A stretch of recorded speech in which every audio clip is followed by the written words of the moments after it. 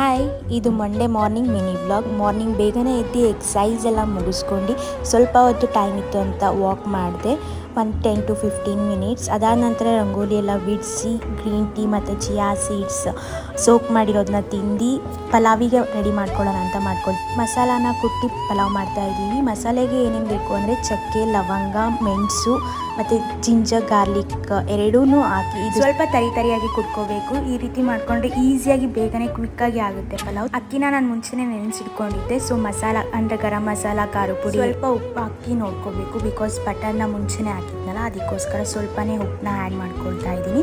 ಸ್ವಲ್ಪ ಇದೆಲ್ಲ ಬೆಂದಾದಮೇಲೆ ಅಕ್ಕಿನ ನೆನೆ ಹಾಕಿ ಮುಂಚೆನೇ ಇಟ್ಕೋಬೇಕು, ಬಿಕಾಸ್ ಅನ್ನ ಸ್ವಲ್ಪ ಸ್ಮೂತಾಗಿ ಬರುತ್ತೆ ಅಂತ. ಹಾಕಿ ಮಾಡ್ಕೊಂಡು ಮೊಸರು ಬಜ್ಜಿನ ರೆಡಿ ಮಾಡ್ಕೊಂಡು ತಿಂದರೆ ಸಖತ್ತಾಗಿ ಟೇಸ್ಟ್ ಬಂದಿರುತ್ತೆ ಪಲಾವು. ಅದಾದ ನಂತರ ಆಫ್ಟರ್ನೂನ್ ಸ್ವೀಟ್ಸ್ ಇತ್ತು ಅಂತ ಸ್ವಲ್ಪ ಸ್ವೀಟ್ಸ್ ತಿಂದೆ. ಈವ್ನಿಂಗ್ ಸ್ಯಾರಿಗೆ ಕುಚ್ಚಾಕಬೇಕಿತ್ತು. ಸೊ ಇಷ್ಟೇ ಈ ಮಿನಿ ವ್ಲಾಗ್. ಇಷ್ಟ ಆದರೆ ಸಬ್ಸ್ಕ್ರೈಬ್ ಮಾಡಿ.